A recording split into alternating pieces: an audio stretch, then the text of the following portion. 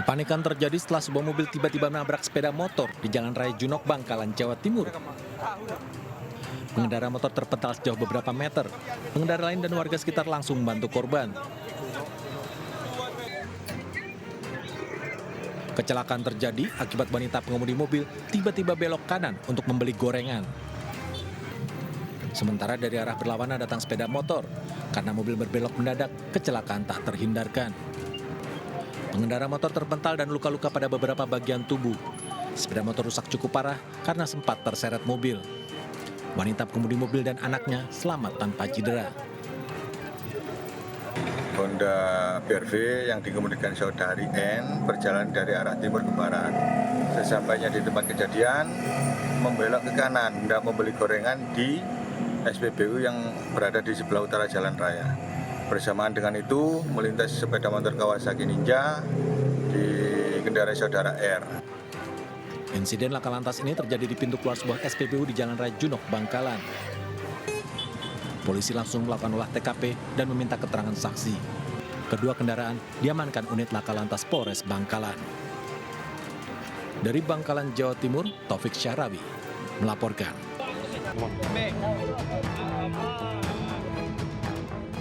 Petugas Damkar Kota Padang terpaksa didatangkan untuk mengevakuasi seorang remaja putri yang terjepit batu pemecah ombak di kawasan wisata Pantai Padang, Sumatera Barat. Kepala dan tubuh bagian atas korban terjepit di sela batu pemecah ombak saat berusaha mengambil telepon genggam yang jatuh saat bermain TikTok. Proses evakuasi berlangsung dramatis, butuh 2 jam untuk mengevakuasi korban. Petugas mengikis batu dengan pahat untuk mengeluarkan korban dengan selamat. Menerima telepon dari 112 Cemanggu dan ada anak kita yang terjepit di kayu, jadi kita turunkan tim dan kebetulan yang terjepit itu berupaya mengambil HP. Remaja putri berusia 15 tahun itu dapat dievakuasi dengan selamat. Namun kondisinya lemas sehingga dibawa untuk perawatan medis ke Rumah Sakit Bayangkara Polda Sumbar. Dari Padang, Sumatera Barat, Budi Sunandar, iNews melaporkan.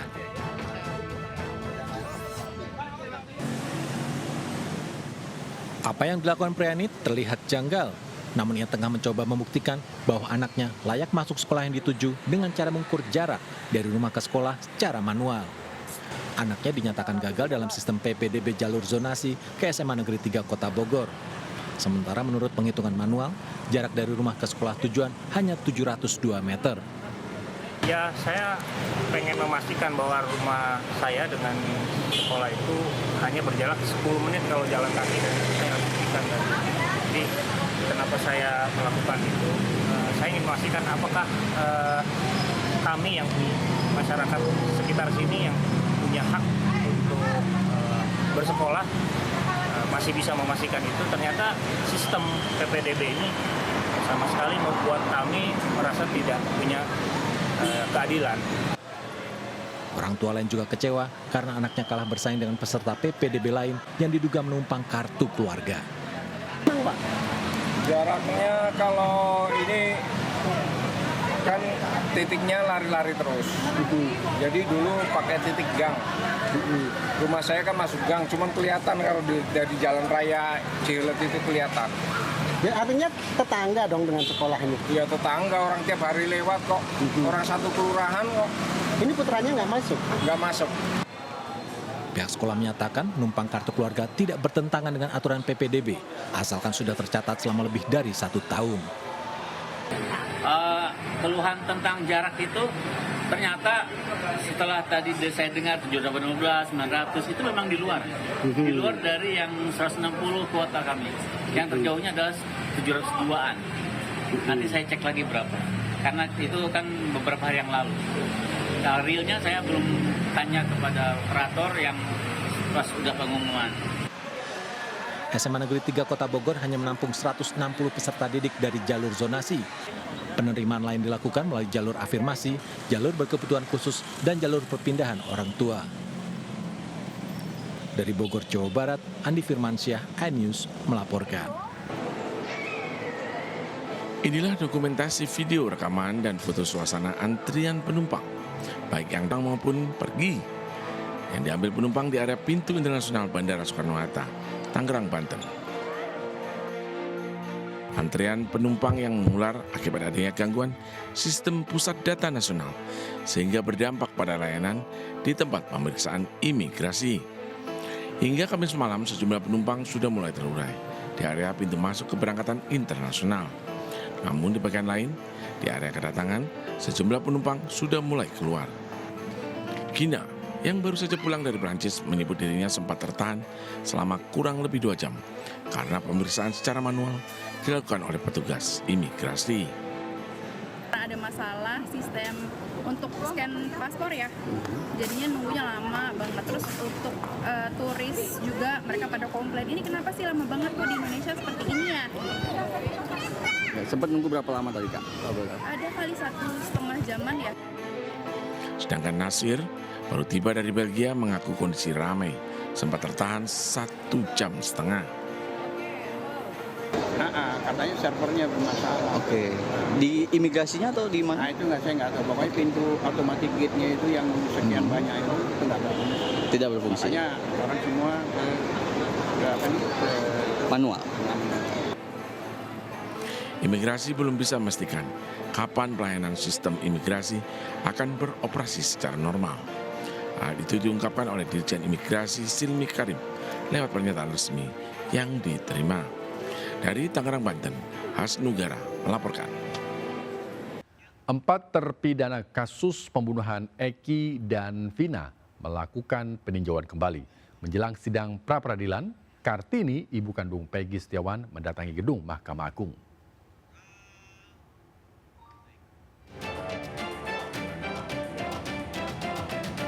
Empat dari 7 terpidana kasus pembunuhan Vina dan Eki melakukan peninjauan kembali. Permohonan peninjauan kembali dilakukan setelah 3 pekan 4 terpidana menjalani pemeriksaan oleh Ditreskrim Polda Jawa Barat. Penandatanganan surat kuasa dilakukan di Rutan Kebonwaru, Bandung.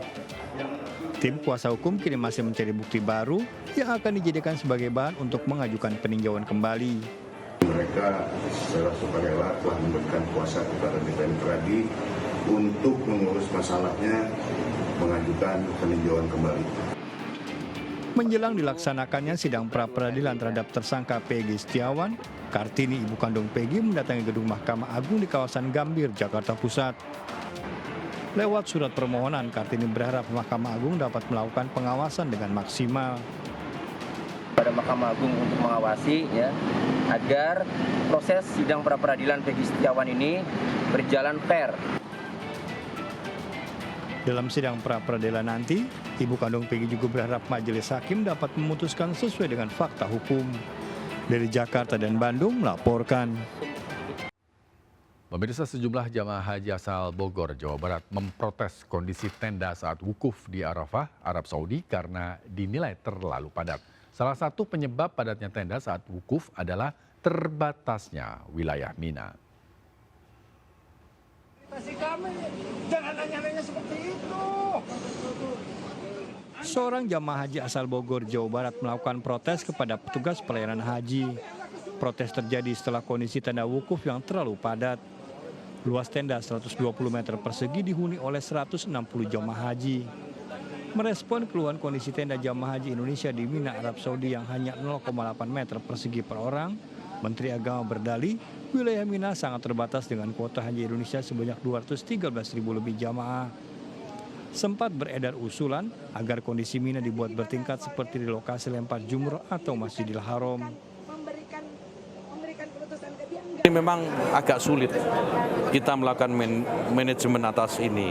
Nah, apa yang terjadi kemudian orang dibilang berdesak-desakan. Memang kapasitasnya segitu. Hitungan luasan tenda dan jumlah jamaah ketika kita bagi ya ketemunya segitu. Musim haji tahun depan Indonesia mendapat kuota sebanyak 221 Musim haji tahun depan Indonesia mendapat kuota sebanyak 221.000 jamaah. Dari Makkah, Arab Saudi melaporkan.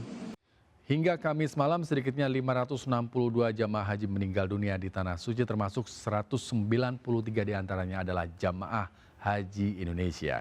Sebagian jamaah wafat akibat terkena heat stroke, termasuk 3 jamaah asal Indonesia.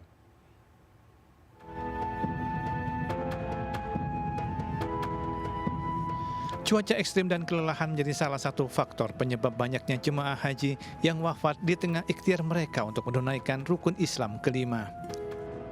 Hingga Kamis malam, Siskohat Kementerian Agama Republik Indonesia mencatat 193 jemaah haji Indonesia meninggal dunia di Tanah Suci. Sengatan cuaca ekstrim atau heat stroke dan kerumunan jemaah yang berdesakan menyebabkan kematian yang terbilang cukup tinggi. Selama puncak haji di Arafah hingga lontar jumroh di Mina, suhu rata-rata mencapai 48 hingga hampir 52 derajat Celcius. Hingga Kamis malam, jumlah jemaah haji yang meninggal dunia mencapai 562 orang, termasuk jemaah yang wafat akibat heat stroke. Yordania melaporkan 14 jemaah meninggal dunia karena heat stroke, sementara 3 jemaah haji Indonesia juga wafat akibat heat stroke. Sejumlah pakar iklim dan lingkungan mengatakan apa yang terjadi sekarang memberi gambaran tentang ibadah haji selama beberapa dekade ke depan. Ditambah krisis iklim secara global, kondisi di Tanah Suci bisa makin mengkhawatirkan. Kelelahan akibat cuaca sangat panas dan berdesakan menjadi salah satu risiko terbesar saat menunaikan ibadah haji. Journal of Travel Medicine mengungkapkan jemaah haji yang berasal dari negara-negara yang tidak terlalu panas memiliki kemungkinan meninggal dunia 4,5 kali lebih besar dibandingkan penduduk setempat yang terbiasa dengan suhu tinggi. Pemirsa, puluhan mama turun ke jalan berdemo di jalan karena kesal air limbah parit mengenangi jalan permukiman dan rumah mereka. Keluhan telah dilayangkan ke kelurahan bahkan DPRD setempat, namun belum ada penyelesaian.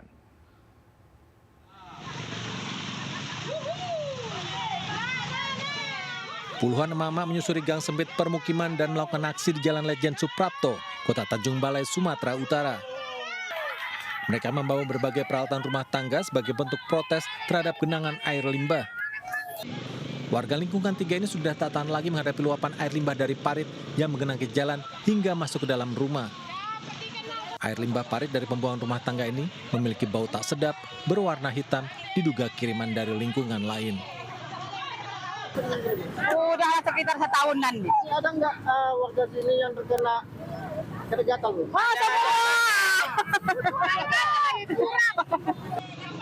Warga telah mengajukan keluhan kepada kelurahan dan DPRD setempat, namun belum mendapatkan solusi. Sedikitnya sebanyak 30 rumah tergenang air limbah rumah tangga tersebut. Tak sedikit warga mengalami penyakit kulit dan gatal-gatal akibat genangan air limbah ini. Dari Tanjung Balai, Sumatera Utara, Ulil Amri, iNews melaporkan. Pemirsa, sebuah rumah mewah berlantai 2 di Nalo Tantan, Merangin, Jambi terbakar. Diduga akibat bahan bakar yang disimpan di dalam rumah. Kerugian mencapai ratusan juta rupiah. Kebakaran melanda rumah mewah berlantai 2 di Desa Sungai Ulat, Kecamatan Nalo Tantan, Kabupaten Merangin. Kobaran api secara cepat membakar seluruh isi rumah. Saksi mata mengatakan kebakaran diduga akibat BBM jenis Pertalite yang disimpan dalam rumah. Warga yang melihat tumpukan galon berisikan Pertalite. Api baru bisa dipadamkan setelah damkar Kabupaten Merangin menerjunkan 2 mobil pemadam. Tidak ada korban jiwa, namun kerugian materi akibat kebakaran mencapai ratusan juta rupiah.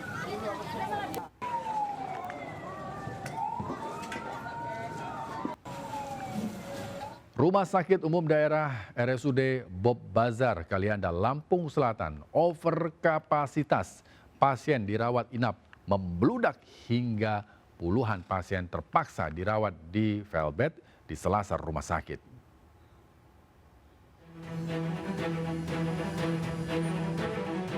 Inilah kondisi ruang perawatan kelas 3 Rumah Sakit Umum Daerah RSUD Bob Bazar, Kalianda, Lampung Selatan. Puluhan pasien tidak mendapatkan tempat tidur di dalam bangsal dan terpaksa dirawat di velbed di selasar rumah sakit. Keluarga pasien telah mendapatkan pemberitahuan jika seluruh ruangan dan tempat tidur penuh. Namun mereka bersedia dirawat dengan kondisi seadanya. Jadi kita nggak kebagian kamar karena kamar-kamar sudah penuh semua.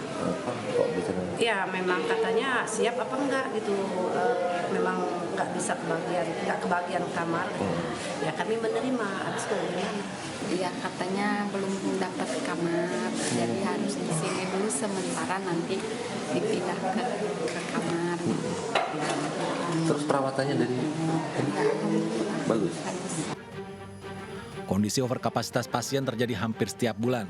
Bahkan terkadang ruang transit digunakan untuk rawat inap pasien.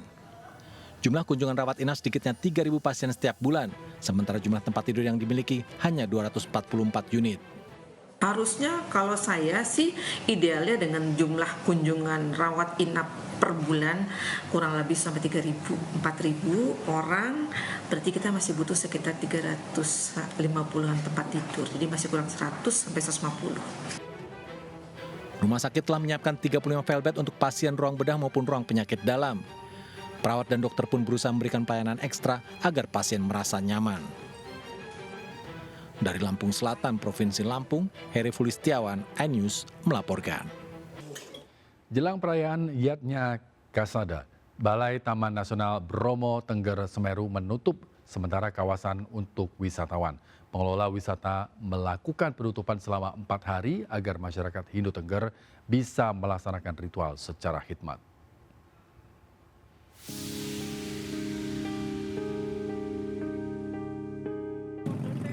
Jelang perayaan Yatnya Kasada, Balai Taman Nasional Bromo Tengger Semeru atau TNS menutup sementara kawasan untuk wisatawan.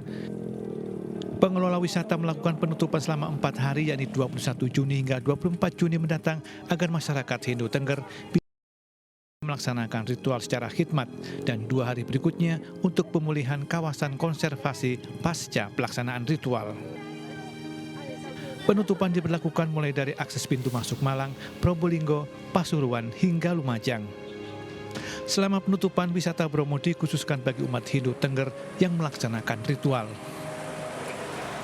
Kawasan Taman Nasional Bromo Tengger Semeru hanya dibuka untuk masyarakat yang akan mengikuti ritual Yatnya Kasada dan ditutup untuk kegiatan wisata untuk masyarakat umum. Hal ini kami lakukan untuk menjaga agar ritual Yatnya Kasada bisa berlangsung dengan khusyuk. Setelah tanggal yang ditentukan, kawasan wisata Bromo akan dibuka kembali untuk umum mulai 25 Juni mendatang. Ritual Yatnya Kasada merupakan ritual tahunan yang digelar oleh masyarakat suku Tengger di setiap tanggal 15 bulan Kasada, hitungan kalender Tengger. Dari Probolinggo, Jawa Timur, Hana Purwadi melaporkan. Pemirsa, Anda ingin berwisata bersama keluarga sambil menimba ilmu pengetahuan? Anda bisa berkunjung ke Museum Tubuh di Kota Batu, Jawa Timur. Berpetualang masuk ke tubuh manusia. Keseruannya membuat wisatawan tak sadar tengah belajar tentang anatomi tubuh dan kesehatan.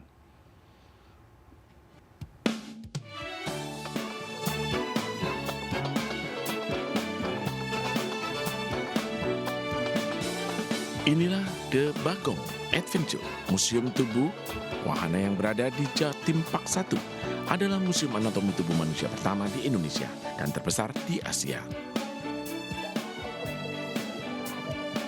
Dengan luas 1 hektar, museum berbentuk relief tubuh manusia dengan karakter bagong, mengajak Anda dan keluarga berpetualang masuk ke tubuh manusia. Dimulai dengan masuk melalui mulut. Terdiri dari 6 lantai, semua bagian tubuh terhubung dengan lift. Dilengkapi fasilitas multimedia modern, mendukung 13 zona yang tersebar di setiap lantai. Mulai dari zona mulut, gigi, mata, telinga, hidung, otak, jantung, hati, paru-paru, usus besar, usus halus, lambung, pembuluh darah, dan tulang serta persendian. Tidak hanya melihat, Anda langsung masuk ke dalamnya. Ada petugas yang ahli menjelaskan tentang bagian tubuh dan pengunjung boleh bertanya. Edukasi tentang anatomi tubuh manusia, kita general, bisa buat keluarga, bisa buat umum, terutama kita khususnya untuk anak-anak sekolah, yaitu pembelajaran yang di luar kelas.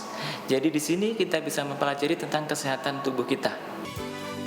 Museum Tubuh di Batu Malang akan memberikan pengalaman dan pengetahuan kepada Anda dan keluarga. Ini edukasi ini sih, jadi selain dapat di sekolah, jadi aplikasinya pelajaran yang diterima di sekolah, ya ini physically-nya. Bisa ada tempat permainannya, di sana kita bisa mengenal beberapa banyak jenis tubuh. Nah, pemirsa, Anda tertarik untuk mencoba berpetualang masuk ke dalam tubuh? Dari Batu, Jawa Timur, Denny Irwansa melaporkan. Pemirsa, peringkat Indonesia pada Travel and Tourism Development Index 2024 yang dirilis World Economic Forum naik dan berhasil menggeser posisi Selandia Baru. Indeks kinerja pariwisata Indonesia bahkan masuk dalam posisi 10 negara terbaik sejak tahun 2019.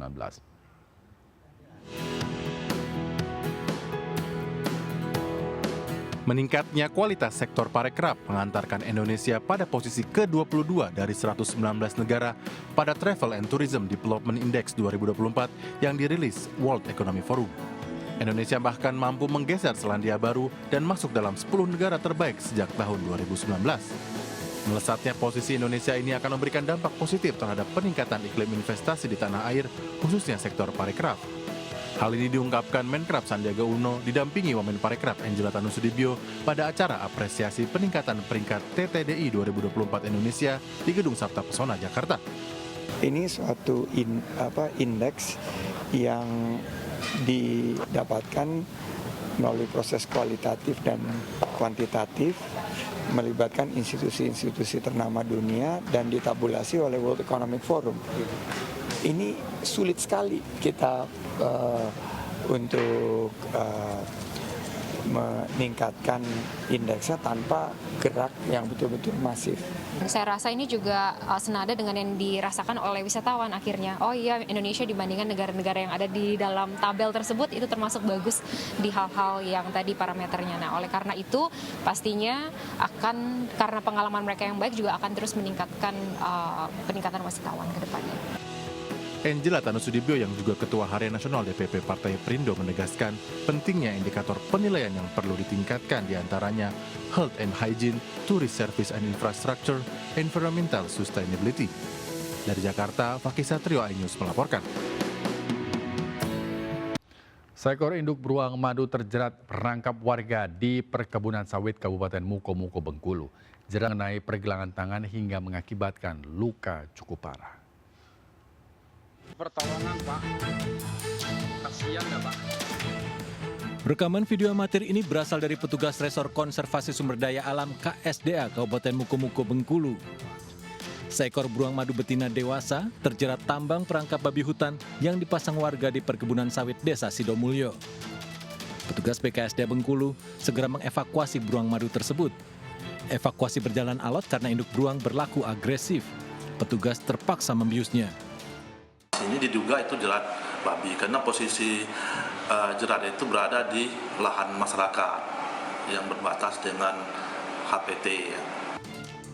Beruang madu lemas akibat terjerat selama 5 hari. Kondisi tangannya juga luka akibat gesekan tambang. Beruang madu dibawa ke pusat latihan Gajah Seblat Bengkulu Utara yang memiliki fasilitas kandang dan dokter hewan khusus untuk menjalani perawatan. Dari Mukomuko, Bengkulu, Endrod Wirawan melaporkan. Partai Golkar secara resmi mengusung Wali Kota Medan Bobi Nasution sebagai calon Gubernur Sumatera Utara pada pemilihan kepala daerah serentak yang akan digelar November mendatang. Menantu Presiden Joko Widodo tersebut sudah mempunyai sejumlah nama untuk mendampinginya.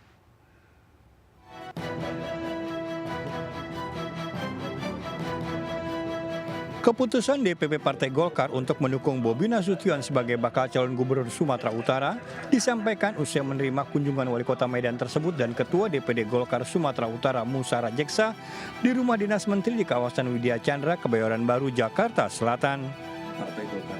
Bukti dukungan Golkar kepada Bobi Nasution ditandai dengan penyerahan surat dukungan partai berlambang pohon beringin. Pencalonan Bobi Nasution sudah mendapat dukungan dari sejumlah partai koalisi Indonesia Maju, termasuk DPD Partai Golkar Sumatera Utara. Termasuk dari tim mendukung Mas Bobi itu berdasarkan juga masukan dari Ketua DPD Partai Golkar Sumatera Utara, Pak Ijek, dan sudah dibahas secara mendalam oleh Partai Golkar dan sudah berproses panjang. Meski diberikan keleluasan untuk memilih calon pendamping, Bobi akan membahasnya bersama Partai Koalisi Indonesia Maju. Pribadi saya tentu dari partai koalisi ya yang akan juga ikut menentukan, akan juga ikut menentukan kriteria ataupun personal siapa. Sementara dari bursa bakal calon wali kota Medan, muncul nama Riko Waas yang merupakan wakil ketua Partai Nasdem Sumatera Utara. Namun Nasdem yang hanya memiliki 5 kursi di DPRD Kota Medan membutuhkan 5 kursi lagi untuk memenuhi syarat mengusung bakal calon wali kota Medan. Riko Triputra Bayu Waas yang kerap disapa Riko Waas merupakan keponakan dari Ketua Umum Partai Nasdem Surya Paloh. Riko Waas untuk maju sebagai calon wali kota Medan periode 2024-2029. Partai Koalisi Optimis memenangkan Pilkada Serentak Sumatera Utara. Dari Medan, Sumatera Utara, Ahmad Ridwan Nasution melaporkan. Pemirsa, Anda yang ingin memacu adrenalin dengan berjalan di jembatan kaca setinggi lebih dari 40 meter, destinasi wisata yang satu ini wajib dikunjungi. Pengunjung dapat merasakan sensasi berjalan di atas kaca sembari menikmati udara sejuk di ketinggian 1.500 meter di atas permukaan laut dengan pemandangan hamparan hijau kebun teh.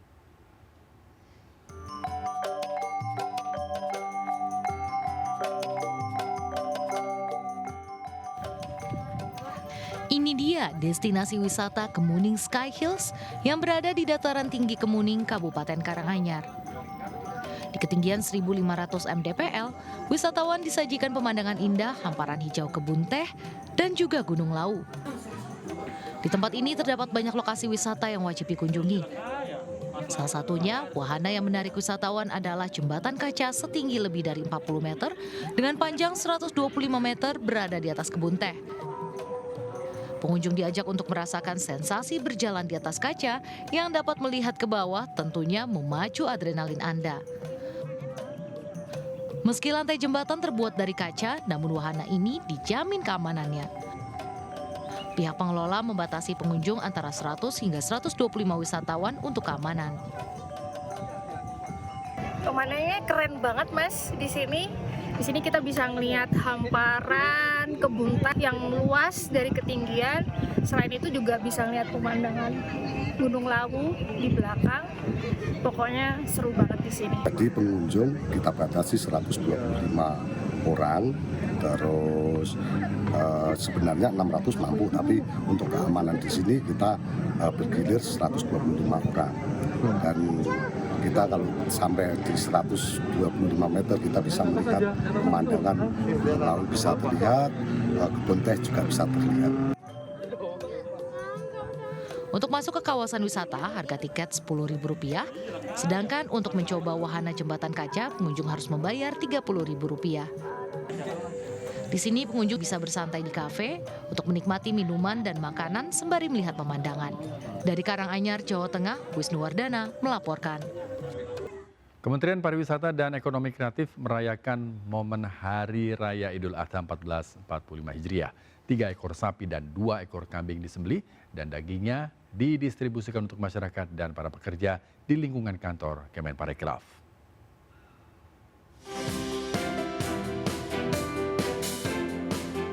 Menteri Pariwisata dan Ekonomi Kreatif Sandiaga Salahuddin Uno menghadiri pendistribusian daging hewan kurban di Gedung Sabta Pesona Jakarta. 420 paket daging kurban disalurkan kepada masyarakat dan para pekerja di lingkungan kantor Kemenparekraf. Hari Raya Kurban tak hanya menjadi momen saling berbagi, tapi turut memberikan kontribusi ekonomi yang cukup besar bagi negara. Yaitu dari total lebih dari 1,5 juta hewan kurban. Ini bisa membagikan total lebih dari 200 triliun rupiah dari mulai rai pasok, penyediaan dan pengadaan dari sektor hulunya, peternakan sampai ke penyiapan pemotongan sampai membuat gulenya. Wah, seneng banget ya karena udah dapet daging kurban dari Pak Haji Menteri ya. Terima kasih banyak, semoga tahun depan ada lagi gitu. Terima kasih. Menparekraf berharap melalui perayaan Idul Adha kali ini juga dapat terus memperkuat kebersamaan bagi seluruh insan pariwisata dan ekonomi kreatif. Dari Jakarta, Fakih Satrio, iNews melaporkan. Pemirsa, ribuan pedagang kopi keliling atau kopling diberikan modal usaha 1 miliar rupiah dari perusahaan kopi. Dukungan yang diberikan merupakan bukti nyata kepedulian perusahaan kepada para pedagang kopi sebagai ujung tombak penjualan.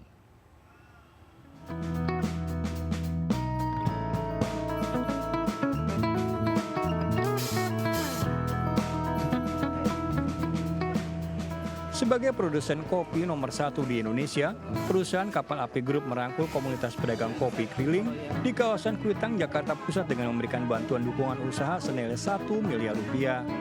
Dukungan bantuan usaha dapat digunakan sebagai modal usaha hingga peremajaan sarana untuk 3.000 pedagang kopi keliling.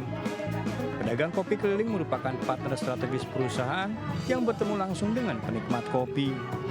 Tapi nggak berhenti di sini, jadi selain support modal kerja dan peremajaan tadi, kita terus memberikan apresiasi. Salah satunya ada undian berhadiah untuk para pedagang yang sudah loyal menjual produk kopi Kapal Api.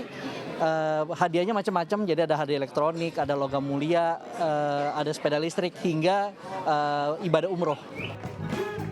Bantuan modal yang diberikan diyakini dapat menjadi pendorong semangat bagi para pedagang. Teman-teman kita semangat ya, kita kalau bisa dimodelin sama produk Kapal Api ini gitu kan, supaya kita juga lancar gitu. Apresiasi perusahaan tidak berhenti di penyerahan modal kerja dan peremajaan sarana saja, namun pada akhir tahun akan ada undian berhadiah mulai dari uang tunai ratusan juta rupiah, logam mulia hingga ibadah umroh. Dari Jakarta, Stephen Patinama dan Indra Purnama melaporkan. Kepanikan terjadi saat kabel udara terbakar di kawasan Menteng, Jakarta Pusat. Sejumlah pengendara motor melarikan diri saat polisi melakukan razia di Kota Medan, Sumatera Utara.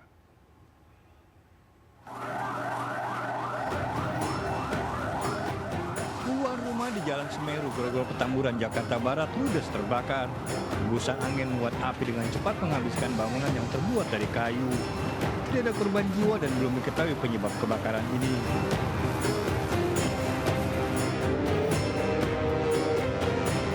Rangkaian kabel udara yang berada di Jalan Pegangsaan, Menteng, Jakarta Pusat terbakar.